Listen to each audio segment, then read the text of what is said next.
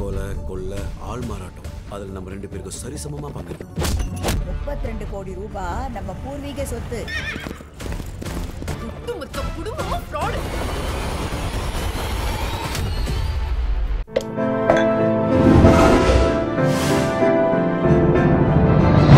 சாய் விசித்ரா. இன்றைய சாய் விசித்ரா நிகழ்ச்சியினுடைய விருந்தினர் ஒளிப்பதிவாளர் எம். சுகுமார்.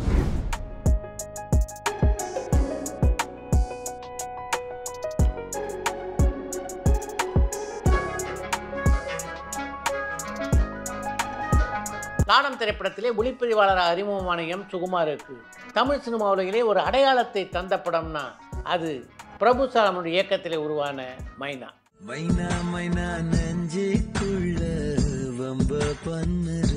மைனா, கும்கி ஆகிய படங்களுடைய வெற்றியை தொடர்ந்து விஜய் சேதுபதி, ஜெயம் ரவி, விஷால், உதயநிதி ஸ்டாலின் என்று தமிழ் சினிமாவின் முக்கியமான கதாநாயகர்கள் பலரோடு இணைந்து பணியாற்றுகின்ற வாய்ப்பினை பெற்ற சுகுமார் தன் திரையுலக அனுபவங்கள் பலவற்றை இந்த நேர்காணலிலே பகிர்ந்து கொண்டிருக்கிறார்.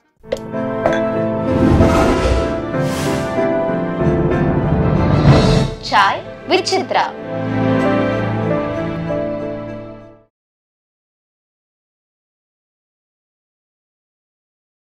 வணக்கம். வணக்கம் சார். சுகுமாரை பொறுத்த வரைக்கும் சினிமா சுகுமாருடைய கனவில்லை. நீங்கள் முதல்ல என்னவாலாம் அப்படின்னு நினச்சிட்டு இருந்தீங்க? இல்லை சார், நான் சினிமாவுக்கு வரக்கு முன்னாடி ரொம்ப படிக்கலை சார். ஸ்கூலோடு முடிச்சுக்கிட்டேன். அப்போ வந்து கொஞ்சம் தோட்டம்லாம் நிறையா இருந்தது. படிப்பு கொஞ்சம் லைட்டாக தான் வர்றதுனால அப்பா தான் தோட்டம் பார்த்துட்டு இருந்தார். சரி, அவருடைய உதவியாளராக வந்து விவசாயம் பண்ண ஆரம்பிச்சிட்டோம். கிட்டத்தட்ட ஒரு 10 ஏக்கர் இருக்குன்னு வச்சுக்கோங்களேன். 10 ஏக்கர் ஃபுல்லாக வெங்காயம், தக்காளி, என்ன போட்டாலும் நஷ்டத்தில் தான் இருக்குது. அப்படியா? ஆமாம். அந்த நஷ்டம் ஒரு பேராசை தான் சார். நம்மளும் விவசாயம் பண்ணுறோம் அப்படின்னு தான் பண்ணிட்டு இருந்தோம். அப்படி இருக்கும்போது அண்ணன் முன்னாடியே சென்னைக்கு வந்துட்டார். உங்கள் அண்ணன் ஜீவன் அண்ணனுக்கு வந்து நடிக்கணும்னு ஆசை. ஓ. அப்போ ஃபோட்டோகிராஃபர் இருந்தார். அவங்க லோக்கலில் ஃபோட்டோகிராஃபர் பண்ணிட்டு அந்த வார காசை எடுத்து நடிக்கணும்னு சொல்லிட்டு மதுரையில் ட்ராமாலாம் பண்ணிட்டு இருந்தாங்க. அவங்கள வந்து VHS ஷூட் பண்ணிவிட்டு அப்போயே ஷார்ட் ஃபிலிம் எடுத்தாங்க நடிக்கணும்னு சொல்லிட்டு. அவரோட ஆசை தான் என்ன இங்கே சினிமாவுக்கு இங்கே கூட்டு வந்தது. நான் ஆசைப்பட்டு வரல. எங்கள் அப்பாவுக்கு எப்படி அசிஸ்டண்ட்டாக விவசாயம் பண்ணணும், அந்த மாதிரி கொஞ்சம் இப்போ விவசாயம் தண்ணிலாம் போயிடுச்சு. அது அப்படியே கொஞ்சம் வேலையாகிடுச்சு. அப்படி இருக்கும்போது அண்ணனுக்கு அசிஸ்டண்ட் இல்லைன்னு சொல்லிட்டு எங்கே கூப்பிட்டு வந்துட்டார். கேமராமேன் ஆலைன்னா மிகப்பெரிய விவசாயி ஆகிருப்பீங்க. ஏன்னா என்னை பொறுத்தவரையிலும் சார், எந்த தொழில் பார்த்தாலுமே அதை கற்றுக்கிட்டு முறைப்படி அதை செய்யணும்னு தான் எனக்கு ரொம்ப ஆசையாக இருக்கும். இப்போ விவசாயம் எடுத்துக்கிட்டாலும் சாதாரண ஒரு சைக்கிள் கடையில் போய் பஞ்சரை ஒட்டி அந்த மாதிரி பண்ண நான் பார்க்காத வேலைகளே இல்லைங்க சார். எல்லா வேலையும் கொத்தனார் வேலையிலேருந்து, கம்பி கட்டுற வேலையிலேருந்து, லாரி டிரைவர், லாரி கிளீனர், அந்த அவ்வளோ வேலை பார்த்துருக்கேன். இங்கே சென்னையில் வந்து டீ கடையில் வேலை பார்த்தேன் ஒரு 6 மாதம். ஓ. அதுக்கப்புறமா இளங்கல் கலர் லேபில் வந்து அப்போ தான் எங்கள் அண்ணன் வந்து இந்த சினிமா சம்மந்தப்பட்டு வேலைக்கு சேர்த்து விட்டு அப்படி தான் கொஞ்சமாக வந்தது. ஆரம்ப காலத்தில் ராஜீவ் மேனனுடைய படம் தொடங்கி பல திரைப்படங்களுக்கு வந்து நீங்கள் ஸ்டில் ஃபோட்டோகிராஃபராக பணியாற்றினீங்க. அந்த படப்பிடிப்பு அரங்கத்தில் ஸ்டில் ஃபோட்டோகிராஃபராக பணியாற்றிய அனுபவம் எப்படி இருந்தது? அண்ணனுக்கு அசிஸ்டண்ட் இல்லைன்னு சொல்லி கூட அவங்க இன்னொரு அசிஸ்டண்ட் இருந்தார், விஜய் மச்சினன் தான் இருந்தார். ஸோ பத்தலை. ஏன்னா அண்ணன் வந்து கிட்டத்தட்ட 7-8 படம் பண்ணிட்டு இருந்தார். ஓ. பெரிய பெரிய படங்கள் பண்ணிட்டு இருந்தார். சரி, நல்ல அதை ஏன் கிடைக்குதுன்னா நல்ல ஒர்க் பண்ணி நல்ல நேம் எடுத்துக்கிட்டு பண்ணிட்டு இருந்தாலும் வந்து அப்போ அசிஸ்டன்ட் பார்த்ததுனால என்ன கொஞ்சம் கரெக்டாக இருக்கும், தம்பி வச்சு நான் பண்ணிடலாம் அப்படின்னு தான் நான் வந்தப்போ கரெக்டாக மின்சார கனவு AVMல 50வது படம் நான் பார்க்குறது பிரம்மாண்ட படத்தில் வந்து ஜாயின் பண்ணிக்கிது. இந்த பக்கம் ராஜீவ் மேனன், பிரபுதேவா, நம்மளாம் வெளியே நின்று வேடிக்கை பார்த்துட்டு இருந்தோம். ஸோ அவரோட போய் ஒர்க் பண்ணுறோன்னா ரொம்ப சந்தோஷமாக இருந்துச்சு. அப்படி தான் கொஞ்சமாக ஃபோட்டோகிராஃபர் வரதுக்கு முன்னாடி இளவங்க லேபில் தான் ஃபஸ்ட்டு சேர்த்து விட்டார். இந்த நம்ம ஆல்பம் பண்ணுவாங்க, போஸ்டர்ஸ்லாம் பண்ணுவாங்க, டெவலப்பிங் பிரிண்டிங் அங்கே டெவலப்பராக கிட்டத்தட்ட ஒரு 1.5 வருஷம் நான் பார்த்தேன். அப்போ வந்து எனக்கு என்னென்னா பம்பாய் படம். அப்போ என் அண்ணன் தான் ஃபோட்டோகிராஃபர் கிளாஷ் ஒர்க் பண்ணிட்டு இருந்தார். அப்போயும் ராஜ்மேனன் சார் தான் அதில் இருக்கும் பம்பாயில். அவரது லைட்டிங் அந்த ஃப்ரேமிங்லாம் பார்த்தீங்கன்னா அவ்வளோ அழகாக இருக்கும். அதெல்லாம் நம்ம மைண்டில் ஏறிக்கிறது, ஃப்ரேம் நாலேஜ்லாம் ஏறிட்டு. ஸோ அவர் படத்துலேயே நம்ம அசிஸ்டண்ட்டாக தான் ஃபஸ்ட்டு மின்சார கண்ணு போய் ஒர்க் பண்ணோம். அங்கேருந்து முறைப்படி கொஞ்சமாக கற்றுக்கிட்டு தான். ஏன்னா முன்னாடி ரெண்டு கேமரா எடுப்பாங்க. கலர் கேமரா ஒன்று, பிளாக் நைட் பண்ணுவோம். 2 ஆல்பம் போடுவாங்களே. அப்போ பிளாக் நைட் நான் எடுப்பேன், அண்ணன் கலர் எடுப்பார். ஸோ அப்போ என்னென்னா பார்த்துட்டே இருப்பேன். ரெண்டு கேமரானா இந்த இதில் 50 போட்டால் நம்மளும் 50 தான் போடணும். கரெக்டாக லெவல்லாம் வச்சு கரெக்டாக வச்சு பார்த்து எடுக்கணும். இந்த மாதிரி கற்றுக்கிட்டது சார். மின்சார கனவு பண்ணேன், சாமுராய் பண்ணேன், அப்புறம் கிங்கு பண்ணேன். கிங்கு படத்தில் வந்து எனக்கு விக்ரம் சார் பழக்கமானது. பண்ணி முடிச்சுன்னா சாமுராய் பண்ணுறேன். சாமுராய் பண்ணும்போது எனக்கு என்னென்னா, எனக்கு செப்பரேட்டான ஆசை என்னென்னா, சும்மா இருக்கும்போது பப்ளிசிட்டிக்காக ஃபோட்டோஸ் வேணும்னு சொல்லுவாங்க. பிஆர் கேட்பாங்க, ஆல்பத்துக்கே வேணும், போஸ்டர்ஸே எனக்கு கொஞ்சம் நல்லா ஒரு சினிமாட்டிக்காக பண்ணணும் அப்படின்னு. சும்மா இருக்க நேரம் லைட் பண்ணிட்டு இருக்கேன், ஆர்டிஸ்ட் வர சொல்லி அவங்களும் ஒரு தனியாக கப்பலாக எடுத்து இண்டிவிஜுவலாக எடுக்கிறது, நடந்து வர மாதிரி எடுக்குது, போஸ்டர்ஸ்க்கு எடுக்கிறது. ஸோ அந்த மாதிரிலாம் விக்ரம் சார் படமும் கிட்டத்தட்ட மஜா பண்ணேன். எனக்கு தூளுன்னு ஒரு படம் அதான் இண்டிவிஜுவலாக நான் பண்ணேன். அப்போ வந்து விக்ரம் சார் தான் எனக்கு அறிமுகப்படுத்தி நான் நல்லா எடுக்கிறேன் அப்படின்னு சொல்லிட்டு ஏம் ரத்தனம் சார் கம்பெனி வந்து அறிமுகப்படுத்தி வச்சார். தரணி சார் தான் அதில் தான் பழக்கமானது.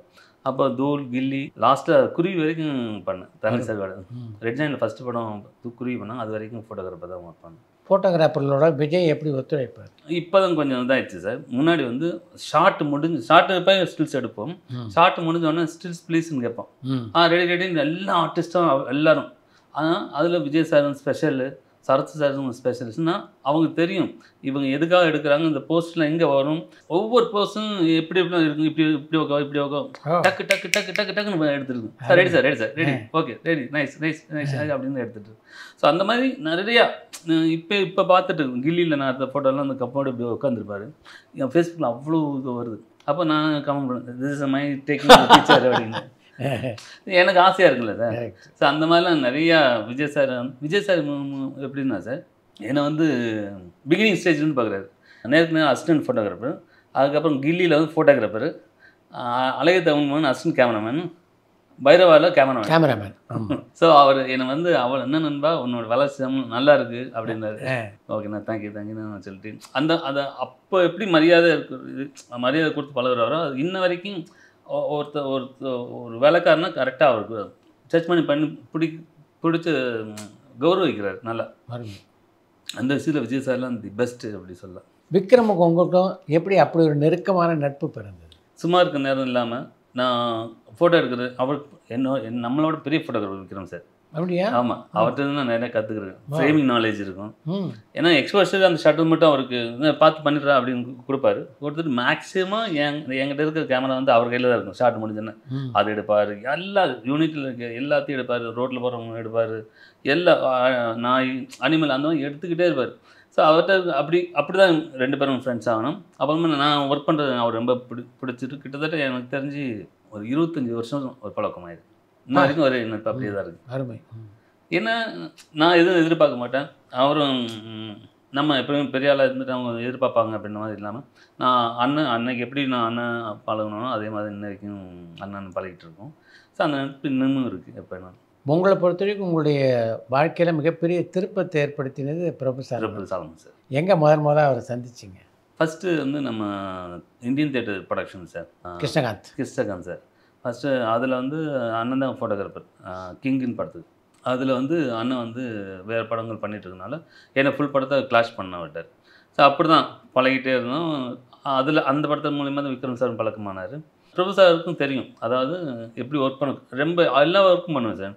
செட்டர்ஸ்டாகவும் ஒர்க் பண்ணுவேன்னா வெறும் கேமரா மட்டும் ஸ்டில் ஃபோட்டோ மட்டும் பண்ண மாட்டேன். ஆர்டிஸ்ட்டை போய் கூப்பிட்டு வர சொன்னால் போய்ட்டு கூப்பிட்டு வருவேன். அந்த பொருள் தூக்கி வைக்க வைப்பேன், ட்ராலி தானே தள்ளிட்டு. ஸோ நமக்கு என்னென்னா அவர் அதை தான் நமக்கு பிடிக்கிறோம்னா நான் எனக்கு ஆசைப்பட்டு தான் அதில் வேலை பார்த்தேன்.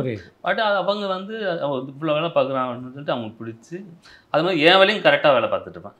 அதுதான் முக்கியம். அப்படி தான் பழக்கம். ஃபஸ்ட்டு கிங் ஒர்க் பண்ணோம். முடிஞ்சோடனே கொஞ்சம் கேப் விழுந்தோடனே அப்புறம் கொக்கின்னு ஒரு படம் பண்ணுறாரு. படம் பண்ணும்போது நான் வந்து February 14 நான் பெங்களூரில் ஷூட் பண்ணி அங்கே ஒர்க் பண்ணிகிட்டு இருந்தேன். பரத் சார் படம் பண்ணிட்டு திடீர்னு கால் பண்ணார். எங்கடா இருக்கேன்? இந்த மாதிரி பெங்களூரில் இருக்கேன் சார் சொன்னேன். சொன்னேன்னா என்ன சொன்னேன், சரி நாளைக்கு நாள் கழிச்சு ஃப்ரீயாக இருந்தால் ஒரு நாள் வந்துட்டு போறியா அப்படின்றாரு. சரிங்க சார் வந்துடுறேன் அப்படின்னு வந்து பார்த்தா கரண் சார் ஹீரோ. சரி அவங்க ப்ரொடக்ஷன் பண்ண படம் பண்ணுமான்னாரு. சரிங்க சார் அப்படின்னா. சரிங்க சார்னா நான் ஃபோட்டோகிராஃபராக நினச்சிட்டு இருக்கேன். இது இல்லைடா நீ என்ன எதுக்காக சொல்கிறேன்னு தெரியுதா அப்படின்னாரு. நீ தான் கேமரா பண்ணு. ஐயோ சார் அப்படின்னு எனக்கே பயமாகிடுச்சு. இல்லை சார் எனக்கு 2 நாள் டைம் கொடுங்க சார், நான் யோசிக்கிறேன் சார். ஏன்னா ஃபோட்டோகிராஃபர்னு சொன்னீங்கன்னா இதுனா பண்ணுவேன், கேமரா ஒன்றும் நிறைய கற்றுக்கிற வேண்டியது விஷயம் சார், அதில் கற்றுக்கிட்டு வரலாம் அப்படின்னு. நான் பார்த்துக்கிட்டேன் வாடா அப்படின்னாரு. சரி சார் ஒரு 2 நாள் டைம் கொடுங்க சார்ன்னு சொன்னேன். அப்புறம் ஒரு 2 நாள் டைம் எடுத்துகிட்டு யோசித்து பார்த்தேன். இதெல்லாம் கற்றுக்கிட்டு போனால் தான் நம்ம அதான் சொன்னேன்ல சார், நான் எந்த வேலையும் பார்க்க போனால் அது கொஞ்சம் ஓரளவுக்கு தெரிஞ்சுக்கிட்டு அதுக்கும் கற்றுக்கிட்டு போனால் ஈஸியாக இருக்கும். நான் ஸ்பாட்டில் போய் அசிங்கமாக தெரியாமல் போயிடுச்சு நம்மளால வேஸ்டேஜ் ஆகும், அது அந்த மாதிரி இருக்கக்கூடாதுன்னு அதுக்கப்புறம் தான் எனக்கு ஒரு எண்ணமே தோணுச்சு கேமராமேன் ஆகணும்னு சொல்லிட்டு. கொக்கி பண்ணலை சார், நான் வேணா என் அண்ணன் பண்ணுறாரு. அப்போ தான் கற்க கசடரை பண்ணார் உதயகுமார் சார் பண்ணார் அண்ணன். ஜீவன் கேமராமேன் ஆகிட்டார். ஆமாம் ஆகிட்டார் தானேன்னா. அப்போ சரி அவர் பண்ணட்டும் அப்படின்னு சொல்லிட்டு கேமராமேன் பண்ணார். அது பண்ணிட்டு இருக்கும்போது கொஞ்சம் 2-3 ஷெடியூல் கொஞ்சம் தள்ளிடுச்சு, கொஞ்சம் ஃப்ரெண்ட்ஸ் இதே கொஞ்சம் தள்ளுதுன்னு. அப்புறமா ஒரு சாங் மட்டும் பேலன்ஸ் இருக்குன்னு அவர் வேறு படத்துக்கு போயிட்டார். அப்போ தான் கேட்டார் இந்த அப்போ எனக்கு ஒரு சின்ன தைரியம் வந்துருச்சு. அந்த சாங் அவர் வேறு யார் சார் வர்றதுங்க யாரும் கிளாஷ் பண்ணுறாங்க அப்படின்னு சொன்னேன். சார் அந்த சாங் என்ன நான் பண்ணுவா சார்ன்னு கேட்டேன். ஓகே நீ தான் இருக்கே, நீ எதுவும் படமே பண்ண சொன்னேன், நீ சாங் பண்ண வேணாம் தான் சொல்ல போகிறேன் பண்ணிடு அப்படின்றாரு. அண்ணன்ட்டு கேட்டார் இந்த மாதிரி ஜீவன் தம்பி வச்சு பண்ணிக்கிறேன்னு. தாராளம் பண்ணிங்க சார், சந்தோஷம் சார் அப்படின்னு. அப்போ தான் போனேன்னு first falls sir, Chalakudy falls தான் ஃபஸ்ட்டு சாங்கு. அப்போ நல்லா அப்போ நெகட்டிவ் சார், நெகட்டிவ் போட்டு 8R லென்ஸை போட்டு பயங்கர விட்டு சார் அப்படியே தூக்கி கொடுத்தாரு. இந்த இதுதான் அவனுடைய பொக்கிஷம் தூக்கி கொடுத்தாரு. இன்னும் சொல்ல இந்த கும்கி 2 பண்ணும்போது ஞாபகம் காசுக்கு மாதிரி கையில் கொடுத்து கேமராவை பண்ணுறான்னு சொல்லிட்டு இப்போ தான் சந்தோஷமாக இருக்கட்டும். உன்னோட நீ பண்ண படங்களாம் உன்னை பற்றி பேசுகிற ப்ரொடியூசராக இருக்கட்டும் ஆர்டிஸ்டாக இருக்கும் நல்லபடியாக பேசுகிறாங்க, அது ரொம்ப சந்தோஷமாக இருக்குது. தேங்க்யூ சார், எல்லாம் உங்கள்கிட்ட உங்கள் மூலியமாக வந்து தானே சார். அது இன்றைக்கும் எப்பயும் மறக்க மாட்டேன் சார், மறக்கக்கூடாது. ஃபஸ்ட்டு நான் என்னை பொறுத்தவரையும் என் மனசாட்சி பொறுத்தவரையும் நான் எனக்கு மறந்ததில்லை. அப்படி தான் பிரபு சார் சார் எனக்கு பழக்கம். இந்த முதல் பாடல் காட்சி எந்த அளவுக்கு சவாலாக இருந்தது? கொடுத்துருந்தேன் சார், ஃபுல் ஹைட்டாக அது ஃப்ரேமிங் நிறைய அது டான்சர்ஸ் வைடாக இருக்கணும். அங்கே அப்போயே 45 போட்டு ஃபால்ஸு கேமரா கேஸ் சொன்னார். ட்ராக் அண்ட் ட்ரைல் போட்டு ஃபால்ஸு கொட்டுற மாதிரி அப்போயே எடுத்தாச்சு. இப்போ தான் கும்கியில் வந்து கொஞ்சம் ஜிம்மிலாம் வந்துச்சு. அப்போ ஜிம்மி இல்லாத பட்சத்தில் இந்த 45 போட்டு எடுத்தோம். ஏன்னா சொல்ல சொல்ல ஐடியா கொடுத்துட்டே இருப்பார் சார் பிரபு சால்மான் சார். எனக்கு அவ்வளோ அதாவது எந்துவான ஆக்டிவாக இருக்குங்க சார், டக்கு டக்கு டக்குன்னு சொல்ல அந்த மாதிரி அந்த ஸ்பீட் தான் எனக்கு இன்ன வரைக்குமே அந்த அதில் மெயின்டைன் பண்ணிகிட்டு இருக்குது சார். அடுத்தடுத்து மைனாவாக இருக்கட்டும், அப்புறம் கும்கியாக இருக்கட்டும், இப்போ கும்கி 2 வேறு பண்ணியிருக்கோம். ஸோ அவர்கிட்ட பண்ணால் அது டெக்னீஷியனாகவே நல்ல ஒரு ஃப்ரீடம் கொடுப்பார் எக்யூப்மெண்ட் வைஸ் பண்ணால். ஏன்னா அவருக்கு தி பெஸ்ட்டாக வேணும் அப்படின்னு. ஸோ அது நம்ம மூலிமா கிடைக்குதுன்னு போது நம்ம சந்தோஷமாக ஈஸியாக நான் கொடுக்க முடியுது. உங்களுக்கு மிகப்பெரிய பெயரை வாங்கி தந்த படம் மைனா. அந்த படம் உருவான காலகட்டத்தில் பிரபு சாலமனே ஒரு மிகப்பெரிய சிக்கலில் தான் இருந்தார் ஆக்சுவலாக. அந்த தருணம் எப்படி இருந்தது? ஃபஸ்ட்டு சார் ஒரு 2-3 சேரு ஒரு டேபிள் மாதிரி இருக்கும், அதுதான் ஆஃபீஸ் சார். ஸோ மொத்தமே 3 லட்ச ரூபா தான் வச்சுருந்தார். அவ்வளோதான். ஆமாம், இதுக்குள்ளே தான் பண்ணணும் அப்படின்னு நான் ஃபஸ்ட்டு சாப்பிட்ற வரைக்கும் தான் சார் பணம் இருக்கும். ஏன்னா அதுக்கப்புறம் தான் கொஞ்சம் கொஞ்சமாக ஃபைனான்ஸ் வாங்கி தீரஜ் இருந்தார், அப்புறமா பாஸ்கர் நிறைய பேர் இருந்தாங்க, ஜான் மேக்ஸ் தான் சார் அதுக்கு இருந்தார். ஸோ என்னென்னா நாங்கள் டெய்லி ஆஃபீஸில் உட்காந்துட்டு இருப்போம், டிஸ்கஷன் பண்ணுவார், திரும்ப நான் சாப்பிடுவோம் தூங்குவோம். ஏன்னா பிரபு சாரை பொறுத்தவரையும் எப்போ என்ன பண்ணுவாருன்னு தெரியாது. டக்குன்னு ஒரு யோசனைன்னா அந்த படப்படப்பட அந்த பாதி சீன் போயிடும், ஒரு 10 சீனுக்கு பிடிச்சிருது. அதனால அப்படி இல்லை சும்மா அப்படி உட்காந்துட்டு பட் ஓட்டிகிட்டே இருப்பார்.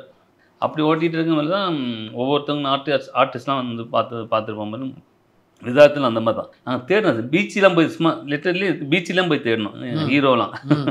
ஏன் யாராவது கிடப்பானா, நல்ல ஹீரோ கிடப்பானா அப்படின்னு.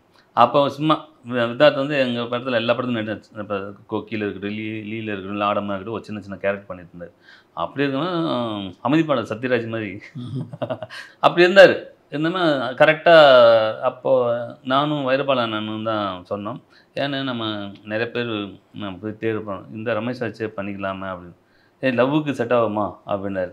செட் ஆகிக்கலாம் சார், அதில் என்ன சார் அப்படின்னு சொல்லி அப்படி தான் சொன்னேன். அப்போ கூட திட்டினார், ஏதாவது சரியில்லைன்னா அந்த வைரபாலன் சுகுமார் தான் போட்டு அடிப்பேன் அப்படின்னு. அதெல்லாம் சொல்லியிருக்காரு. அப்படி தான் ஆரம்பிச்சது மெயினாக. அதான் சார் ரொம்ப கஷ்டம்னா நினச்சா காசு மட்டும்தான் சார் எங்களுக்கு அந்த படத்தில் கஷ்டம். மற்றபடி எல்லாமே ஃப்ரீடம். அதான் என்னன்னா ஒரு புதுமையான ஒரு அது ஸ்கிரிப்ட் அது எல்லா உழைப்பும் அதில் போட்டேன் சார். ஹார்டாக இருக்கட்டும் எல்லாமே அது கண்டிப்பாக இப்படி வரும் அப்படின்ற விட நாங்கள் எதிர்பார்த்து கம்மி தான். ஆனால் டைரக்டர் 100% கான்ஃபிடென்ட் இருந்தார், பண்ணிடலாம், நல்லா இருக்கணும். அப்போ கொஞ்சமாக பிகினிங் நமக்கு அந்த இது வரல, போக போக அந்த எமோஷன் அந்த லவ் இருக்கும்போது இது டிஃப்ரெண்ட்டாக இருக்குது கண்டிப்பாக இது வரும்னு அப்போ ஓவர் கான்ஃபிடென்ட் வந்துகிட்டே இருக்குது இப்போ எடுக்கிறது. அப்புறம் இந்த பஸ்ஸு சீக்வன்ஸ் வந்தானே 100% கான்ஃபிடென்ட் வந்துச்சு. ஸோ அதுக்கப்புறம் அந்த மாதிரி தான் சார் ஓவர் கான்ஃபிடென்ட்டாக வந்து அந்த பஸ்ஸுக்கு அப்புறம் கான்ஃபிடென்ட் வந்ததுனால அப்படியே அந்த சக்ஸஸ் தெரியுது நமக்கு. அப்போ ஃபஸ்ட்டு ரெட் ஜாயிண்ட் போயிட்டு காமிச்சானே அவங்க வந்து கல்பாதி சார்ட்ட டிஸ்ட்ரிபியூட் பண்ணாங்க சார். கிட்டத்தட்ட 65 ஷோ பண்ணேன் சார். ஆஃப்டர் பிஸ்னஸ் டெய்லி எங்களுக்கு எனக்கு இமான் சாருக்கு, டைரக்டருக்கு, அசிஸ்டன்ட் டைரக்டருக்கு, வைரபாலன் சாருக்கு டெய்லி தேட்டரில் போய் உட்காந்துருப்போம். எதை சொல்லுவாங்களா அப்படின்னு. பார்த்தவங்க எல்லாம் கண்காலிங்க அழுதுகிட்டு முத்தம் கொஞ்சிட்டு போயிட்டே இருப்பாங்க. எல்லாம் மோஸ்ட்லி சினிமா இண்டஸ்ட்ரி எல்லாரும் பார்த்துட்டாங்க சார். அதுக்கப்புறம் தேட்டருக்கே வந்துச்சு. ஸோ அதெல்லாம் ஒரு மறக்க முடியாத ஒரு மூமெண்டான ஒரு விஷயம். அமலாபால் எப்படி தேர்வானாங்க அதில்? அமலாபால் தான் சார். அப்போ வந்து அனுனியா தான் சார் இருந்தாங்க ஃபஸ்ட்டு. அவங்க அனுனியா இருந்து அதுக்கப்புறம் தான் அமலாபால் வந்தாங்க. அப்போ என்னென்னா நம்மகிட்ட பட்ஜெட்டாக நமக்கு கொஞ்சம் கம்மியாக இருக்கிறதுனால யார் இந்த படத்துக்கு வராங்களோ அவங்க தான் இழுத்துக்கு. அமலாபால் தான் ஷிபு அப்படின்னு சொல்லிட்டு ஒரு மாடல் கோஆர்டினேட்டர். ஸோ அவர்கிட்ட மூலியமாக தான் அமலாபால் கிட்டோம். ஒரு ஃபோட்டோ அனுப்பிச்சுன்னா மேக்கப்போட வந்துச்சு. அது இல்லாமல் இன்னும் மேக்கப் எப்பவுமே வித்தவுட் மேக்கப் தான் பண்ண சொன்னோம். அது மாதிரி வித்தவுட் மேக்கப் வந்துமே சார் சொன்ன மாதிரி கண்ணு ரொம்ப கிளாரிட்டியாக இருந்துச்சுனால வந்தாங்க. அதுக்கப்புறம் ஃபோட்டோஷூட் பண்ணோமே பிடிச்சோன்னே அந்த பொண்ணுக்கே தெரியல இந்த படம்லாம் பெருசாக வரும் அப்படின்னு நடிக்கும்போது நடிச்சிட்டு இருக்கும்போது வேற ஒரு படத்துக்கு சாமி சார் படத்துக்கு போய் நடிச்சாங்க. ஸோ அதனாலே எங்களுக்கு கொஞ்சம் கோபமாக இருந்துச்சு. ஏமா நான் வெயிட் பண்ணுங்க, நல்ல படம் பண்ணியிருக்கேன், எல்லாமே நல்ல படம் தான், நம்ம படம் உங்களுக்கு ஃபஸ்ட்டு படம் நம்ம பண்ணுறோம்ல, அதனால் கொஞ்சம் வெயிட் பண்ணுங்கன்னு கொஞ்சம் அவசரப்பட்டு வேறு படம் பண்ணிட்டாங்க. அதனால் கொஞ்சம் கோபமாக இருந்தார். அதுக்கப்புறம் ரிலீஸ் அப்புறம் கொஞ்சம் இதாகிடுச்சு, சரியாயிடுச்சு. மைனா திரைப்படத்தினுடைய வெளியீட்டுக்கு முன்னாலேயே கமல்ஹாசன் அந்த படத்தை பார்த்து பாராட்டினார். நாங்கள் வெளியே நின்றுருந்தோம். ஏன்னா நான் படம் முடிஞ்சு அவ்வளோ நேரம் ஆச்சான்னு யார் முகத்தும் பார்க்கல, அப்படியே போனார் வித்வார்த். இந்த படத்துக்கு அப்புறம் உங்களுக்கு மிகப்பெரிய பெயரை வாங்கி கொடுத்த படம் கும்கி. ஆக்சுவலி சார் எனக்கு யானை வந்து இப்போ மைனாலே நமக்கு ஸ்டார்ட் ஆகிடுச்சு சார். ஆமாம். பெரிய சேலஞ்ச் என்ன சார், யானை ஓடும் நைட்டில் வந்து காவக்காக்கிற மாதிரி, தம்பிராம காவக்காக்கிற மாதிரி சீன் சார். இந்த இது வரும், லிக்விட் அதுக்கு ஃபார்ம் ஆகும். அவரும் பயத்திலே இருக்காரு, எனி டைம் நடக்கும் அப்படி. கரெக்ட்.